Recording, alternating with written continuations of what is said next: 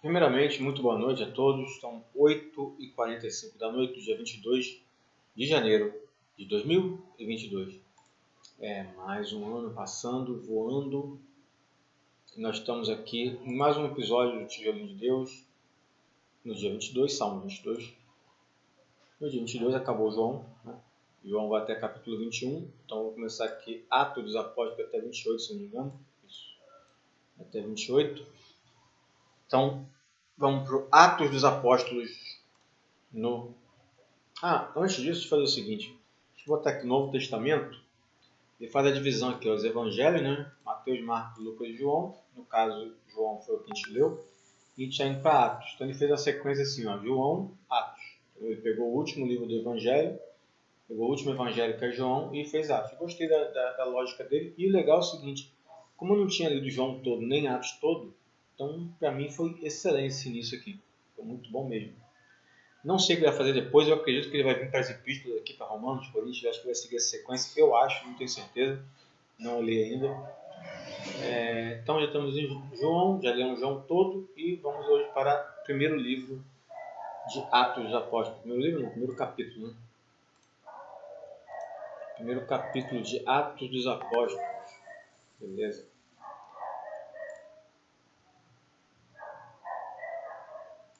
Tá, você quer ficar ali para sempre o negócio.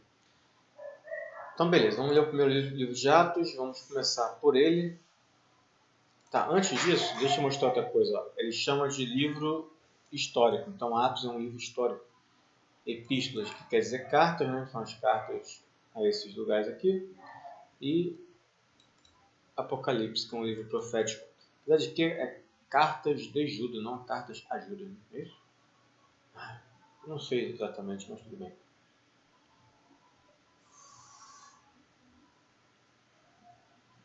Enfim. Então é isso. Vamos então continuar. Vamos continuar. Bem, eu vou ler o Salmo por último.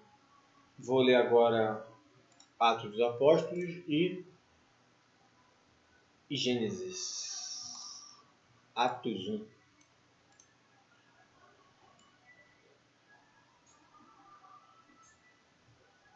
Vou começar pelo Atos 1, depois eu leio Gênesis e vamos lá, na sequência.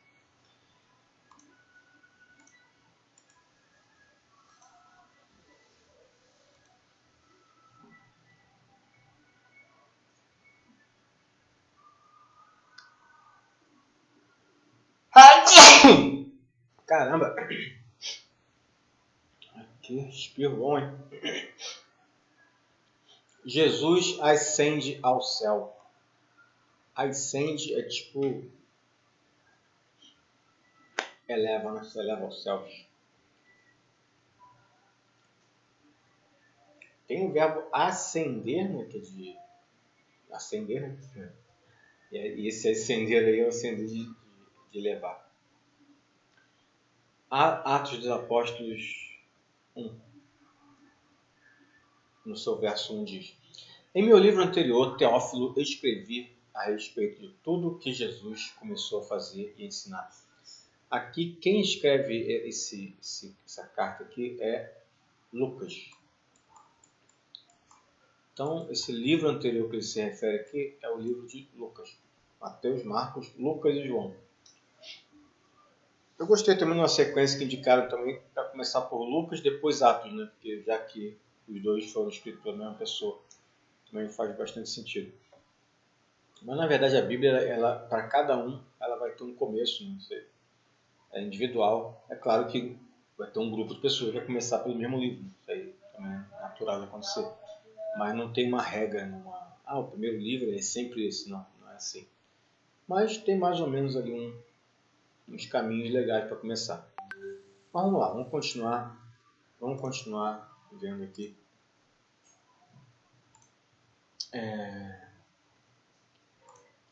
Jesus ascende aos céus, número 1, Atos 1, Atos 1, 2.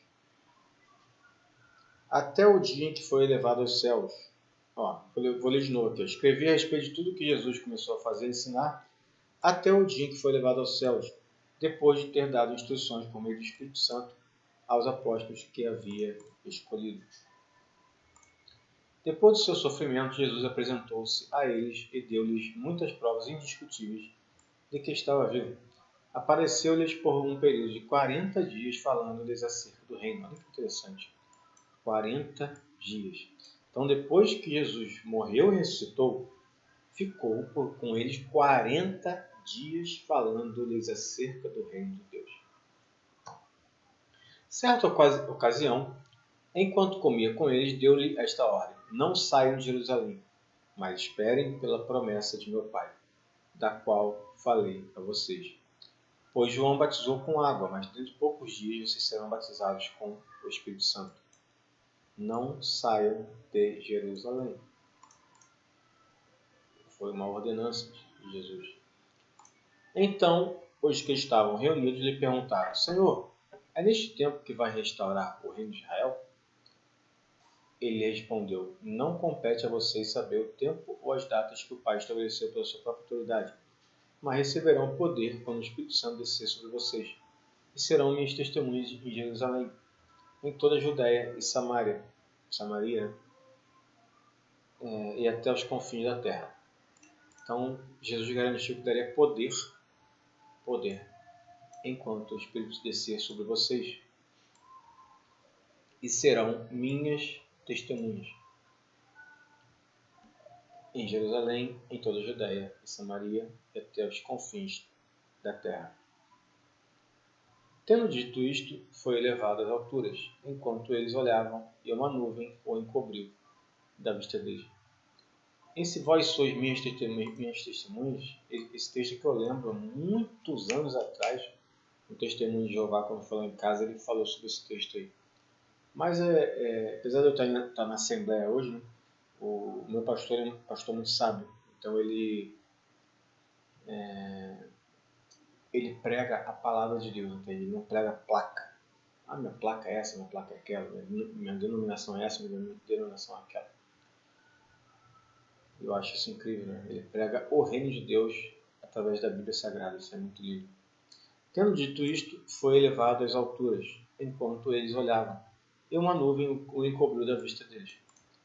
E eles ficaram com os olhos fixos no céu enquanto ele subia. Isso é incrível. Então eles tiveram a oportunidade de ver Jesus subindo. E quem sabe nós vamos ter a oportunidade de ver Jesus descendo, coisa linda, e voltando para pegar sua noiva. Então vamos continuar nos preparando, irmãos, porque o tempo está breve. E eles ficaram com os olhos fixos nos céus enquanto ele subia. De repente surgiram diante deles 2 homens vestidos de branco, que lhes disseram: Galileus, por que vocês estão olhando para o céu? Este mesmo Jesus que dentre vocês foi levado aos céus, voltará da mesma forma como o viram subir. Já pensou a gente ver ele descendo? Coisa linda. Matias é escolhido para substituir Judas. Então eles voltaram para Jerusalém, vindo do monte chamado das Oliveiras, que fica perto da cidade, cerca de 1 quilômetro. Quando chegaram, subiram ao aposento onde estavam hospedados. Achavam-se presentes Pedro, João, Tiago, André, Filipe, Tomé, Bartolomeu e Mateus, Tiago, filho de Alfeu, Simão, o Zelote e Judas, filho de Tiago. Todos eles se reuniam sempre em oração, com as mulheres, inclusive Maria, a mãe de Jesus, e com os irmãos dele. Naqueles dias, Pedro levantou-se entre os irmãos, um grupo de cerca de 120 pessoas, e disse: Irmãos, era necessário que se cumprisse a escritura que o Espírito Santo predisse por boca de Davi, a respeito de Judas, que serviu de guia aos que prenderam Jesus. Ele foi contado como um dos nossos e teve participação neste ministério.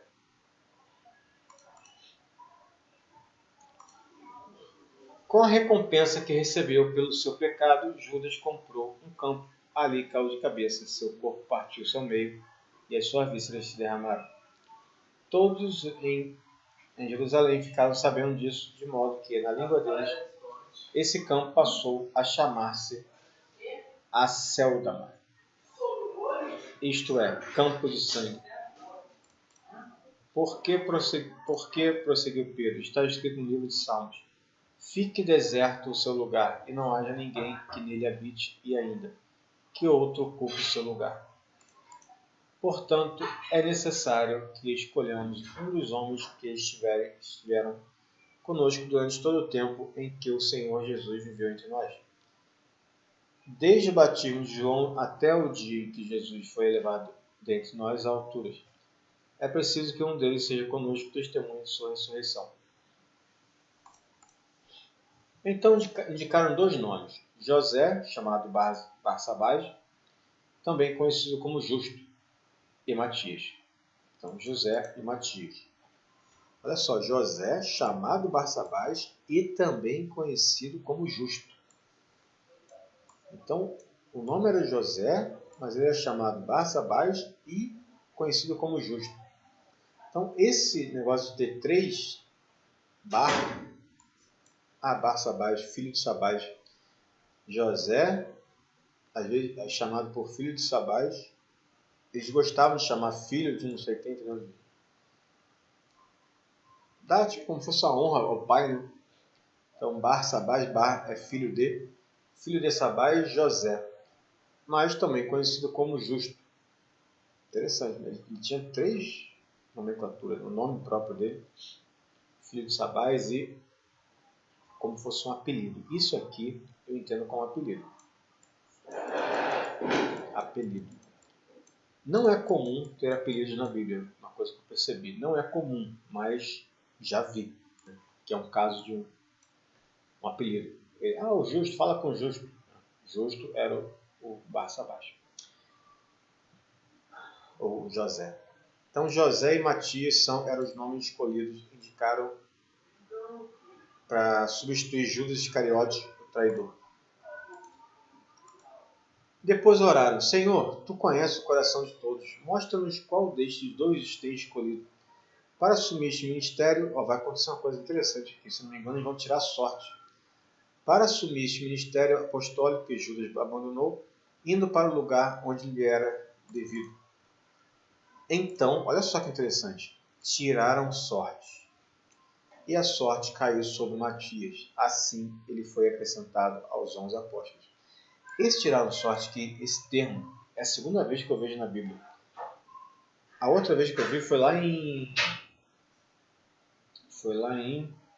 no livro de Jonas, quando Jonas estava no barco e eles tiraram sorte para ver quem era a pessoa que estava causando problema. Tiraram sorte.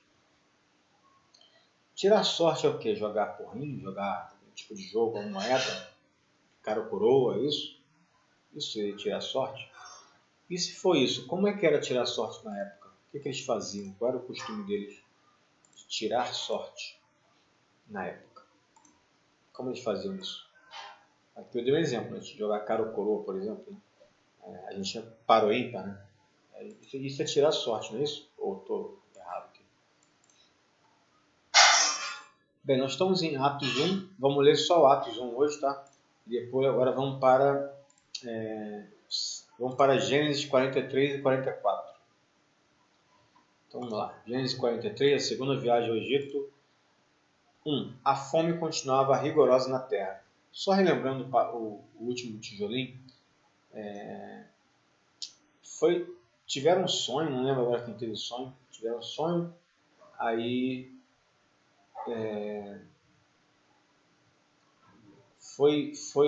esse sonho revelou que teria 7 anos de grande colheita e depois 7 anos de fome. E se não me engano, José ficou encarregado, né? Foi José que revelou esse sonho ao faraó, não é isso? Acho que foi isso mesmo. Só relembrando aqui o que a gente viu no passado.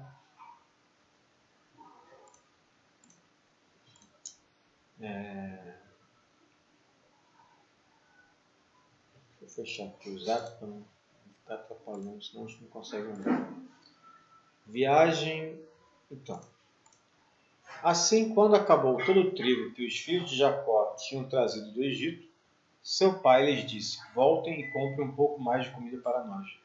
Mas Judá lhe disse: o homem nos advertiu severamente: não voltem à minha presença, a não ser que tragam seu irmão. Se enviares o nosso irmão conosco, desceremos e compraremos comida para ti. Mas se não o enviares conosco, não iremos, porque foi assim como me falou: não voltem à minha presença, a não ser que traga o seu irmão. Israel perguntou: por que me causaram esse mal, contando aquele homem que tinha um outro irmão? Eles responderam: ele nos entregou sobre nós e sobre nossa família. E também nos perguntou: o pai de vocês ainda está vivo? Vocês têm outro irmão? Nós simplesmente respondemos o que ele nos perguntou. Como poderíamos saber que ele exigiria que levássemos o nosso irmão? Então disse Judá a Israel, seu pai: Deixa o jovem ir comigo e partiremos imediatamente, a fim de que nós e nossas crianças sobrevivamos e não venhamos a morrer. Eu me comprometo pessoalmente pela segurança dele. Pode me considerar responsável por ele. Se eu não o trouxer de volta, eu não o colocar bem aqui na tua presença, serei culpado diante de ti pelo resto da minha vida. Como se vê, se não tivéssemos demorado tanto, já teríamos ido e voltado 2 vezes. Então Israel, seu pai, lhe disse: se tem que ser assim, que seja. Coloque alguns dos melhores produtos da nossa terra na bagagem e leve-nos como presente ao tal homem: um pouco de bálsamo, um pouco de mel, umas especiarias e mirra, algumas nozes de pistache e amêndoas. Levem prata em dobro e devolvam a prata que foi colocada de volta na boca da bagagem de vocês. Talvez isso tenha acontecido por engano. Peguem também o seu irmão e voltem àquele homem. Que o Deus Todo-Poderoso lhes conceda misericórdia diante daquele homem, para que ele permita que o seu irmão e Benjamim voltem com vocês. Quanto a mim, se ficar sem filhos ficarei. Então os homens desceram ao Egito, levando o presente de prata em dobro e Benjamim, e foram à presença de José. Quando José viu Benjamim com eles, disse ao administrador de sua casa: leve estes homens à minha casa, mate um animal e prepare-os. Eles almoçarão comigo no meio-dia. Ele fez o que lhe foi ordenado e levou-os à casa de José. Eles ficaram com medo quando foram levados à casa de José e pensaram: trouxeram-nos aqui por causa da prata que foi devolvida às nossas bagagens na primeira vez. Ele quer atacar-nos, subjugar-nos, tornar-nos escravos e tomar de nós os nossos jumentos. Por isso dirigiram-se ao administrador da casa de José e lhe disseram à entrada da casa: ouça, Senhor, a primeira vez que viemos aqui foi realmente para comprar comida. Mas no lugar em que paramos para pernoitar, abrimos nossa bagagem e cada um de nós encontrou prata que tinha trazido, na quantia exata. Por isso, a trouxemos de volta conosco. Além de mais prata para comprar comida, não sabemos quem pôs a prata em nossa bagagem. Fiquem tranquilos, disse o administrador. Não tenham medo. O seu Deus, o Deus do seu pai, foi quem lhes deu um tesouro em suas bagagens, porque a prata de vocês eu recebi. Então soltou Simeão e o levou à presença deles. Em seguida, os levou à casa de José, deu-lhes água para lavar os pés e forragem para os seus jumentos. Eles então prepararam o presente para a chegada de José ao meio-dia, porque ficaram sabendo que iriam almoçar ali. Quando José chegou, eles o presentearam com o que tinham trazido e curvaram-se diante dele até o chão. Eles então lhes perguntou como passavam e disse em seguida: como vai o pai de vocês, o homem idoso de quem me falaram? Ainda está vivo? E eles responderam: teu servo, nosso pai, ainda vive e passa bem. E se curvaram para prestar-lhe honra. Olhando ao redor e vendo seu irmão Benjamim, filho de sua mãe, José perguntou: é este o irmão caçula de quem me falaram? E acrescentou: Deus lhe conceda graça, meu filho. Profundamente emocionado por causa de seu irmão, José apressou-se em sair à procura de um lugar para chorar. e entrando a seu quarto, chorou. Depois de lavar o rosto, saiu e, controlando-se, disse: sirvam a comida.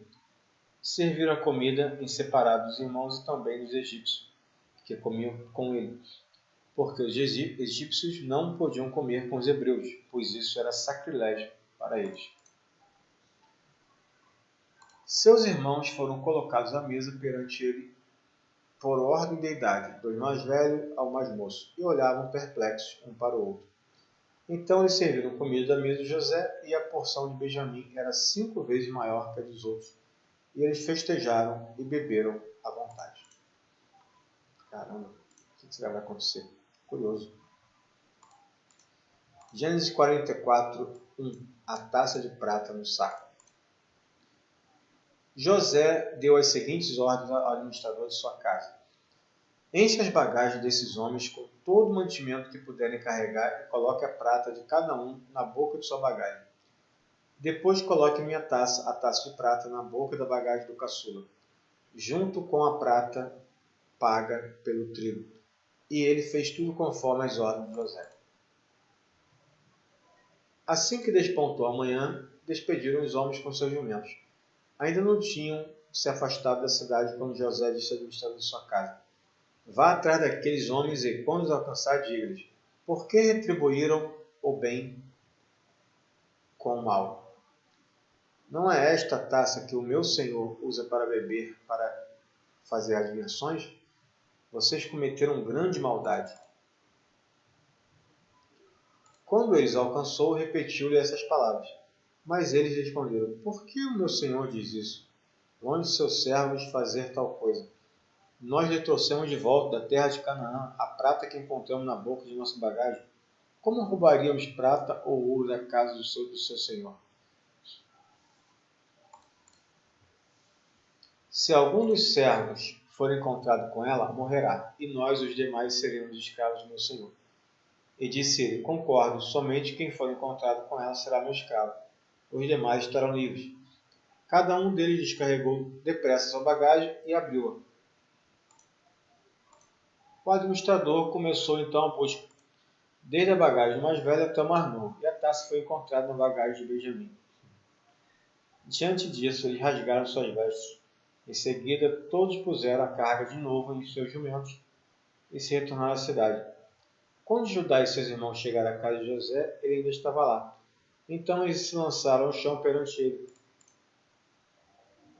E José lhes perguntou: que foi que vocês fizeram? Vocês não sabem que um homem como eu tem poder para adivinhar? Respondeu Judá: o que diremos a meu senhor? O que podemos falar? Como podemos provar nossa inocência?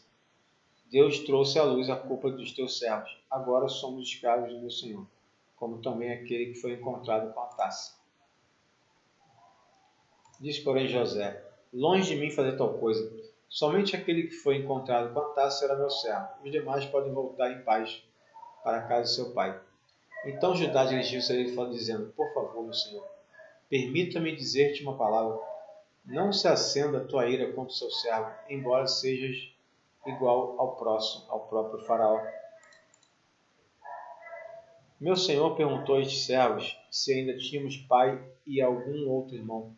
E nós respondemos: temos um pai já idoso, cujo filho caçula nasceu-lhe em sua velhice. O irmão desde já morreu, e ele é o único filho da mesma mãe que restou, e seu pai ama muito.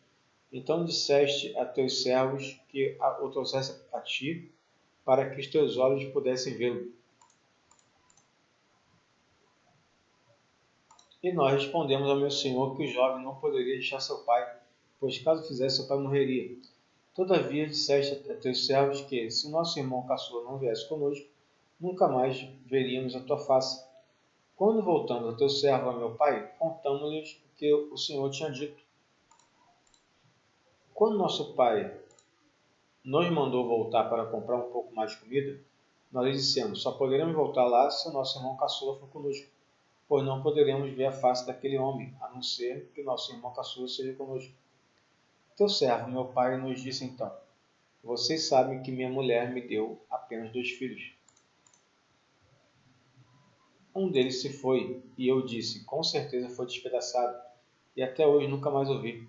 Se agora vocês também levarem este de mim, e algum mal lhe acontecer, a tristeza que me causarão fará com que meus cabelos brancos desçam à sepultura. Agora, pois, se eu voltar a teu servo, a meu pai, sem levar o jovem conosco, logo que meu pai, que é tão apegado a ele, perceber que o jovem não está conosco, morrerá. Teus servos farão seu velho pai descer seus cabelos brancos à sepultura com tristeza. Além disso, teu servo garantiu a segurança do jovem a seu pai, dizendo-lhe, se eu não o trouxer de volta, suportarei essa culpa diante de ti pelo resto da minha vida. Uau! Por isso agora te peço, por favor, deixa o teu servo ficar com o escravo do meu senhor, no lugar do jovem, e permite que ele volte com os irmãos. Como poderia eu voltar meu pai sem levar o jovem comigo? Não posso ver o mal que ele sobreviria a meu pai. Caramba, hein? Olha que história incrível, cara. José dá-se a conhecer. Aí José fala quem ele é. Coisa incrível. Então acabamos aqui. Amanhã veremos Gênesis 45. Terminamos no 44. E vamos para Salmo 22, já que hoje é dia 22 de janeiro. Vamos para Salmo 22, no verso 1. Diz assim, meu Deus, por que me abandonaste? Por que está tão longe de salvar-me? Tão longe dos meus gritos de angústia? Meu Deus, eu clamo de dia, mas não respondes, de noite e não recebo alívio. Tu, porém, és o santo, és rei, és o louvor de Israel. Em ti os nossos antepassados puseram a sua confiança, confiaram e os livraste. Clamaram a ti e foram libertos. Em ti confiaram e não se decepcionaram. Mas eu sou verme e não homem, motivo de zombaria e objeto de desprezo do povo. Caçoam de mim todos os que me veem, balançando a cabeça. Lançam insultos contra mim, dizendo, recorra ao Senhor, que o Senhor liberte, que Ele o livre, já que Ele lhe quer bem. Contudo, tu mesmo me tiraste do ventre. Deste-me segurança junto ao seio de minha mãe. Desde que nasci fui entregue a ti. Desde o ventre materno és o meu Deus. Não fiques distante de mim, pois a angústia está perto e não há ninguém que me socorra. Muitos touros me cercam. Sim, rodeiam-me os poderosos de Baçã. Como leão voraz rugindo, escancaram a boca contra mim. Como água que me derramei, e todos os meus ossos estão desconjuntados. Meu coração se tornou como cera, derreteu-se no meu íntimo. Meu vigor secou-se como um caco de barro, e a minha língua gruda no céu da boca. Deixaste-me no pó, à beira da morte. Cães me rodearam, um bando de homens maus me cercou. Perfuraram minhas mãos e meus pés. Posso contar todos os meus ossos, mas eles me encaram com desprezo. Dividiram as minhas roupas entre si e lançaram sortes pelas minhas vestes. De novo vou lançar sorte aqui. Ó. Tu, porém, Senhor, não fiques distante. Ó minha força, vem logo em meu socorro. Livra-me da espada, livra-me a minha vida do ataque dos cães. Salva-me da boca dos leões e dos chifres dos bois selvagens, e tu me respondeste. Proclamarei o teu nome a meus irmãos, na assembleia te louvarei. Louvem-no vocês que temem o Senhor, glorifiquem-no todos vocês, descendentes de Jacó. Tremam diante dele todos vocês, descendentes de Israel. Pois não menosprezou nem repudiou o sofrimento do aflito, não escondeu dele o rosto, mas ouviu o seu grito de socorro. De ti vem o tema do meu louvor, na grande assembleia, na presença dos que te temem. Cumprirei os meus votos. Os pobres comerão até ficarem satisfeitos. Aqueles que buscam o Senhor o louvarão. Que vocês tenham vida longa. Todos os confins da terra se lembrarão e se voltarão para o Senhor. E todas as famílias das nações se prostrarão diante dele. Pois do Senhor é o reino. Ele governa as nações. Todos os ricos da terra se banquetearão e o adorarão. Haverão de ajoelhar-se diante dele. Todos os que descem ao pó, cuja vida se esvai. A posteridade o servirá. Gerações futuras ouvirão falar do Senhor. Glória a Deus. E a um povo que ainda não nasceu, proclamarão seus feitos de justiça, pois ele agiu poderosamente. Amém. Glória a Deus. Então, amanhã, Salmo 23, amanhã, Gênesis 45, 46, e amanhã, Atos dos Apóstolos 2. Então, muito obrigado pela presença de vocês, muito boa noite, que Deus abençoe. Hoje foi um vídeo médio, né? Deu 40 minutos praticamente. Então, um abraço, que Deus abençoe, em nome de Jesus, até amanhã. Tchau, tchau.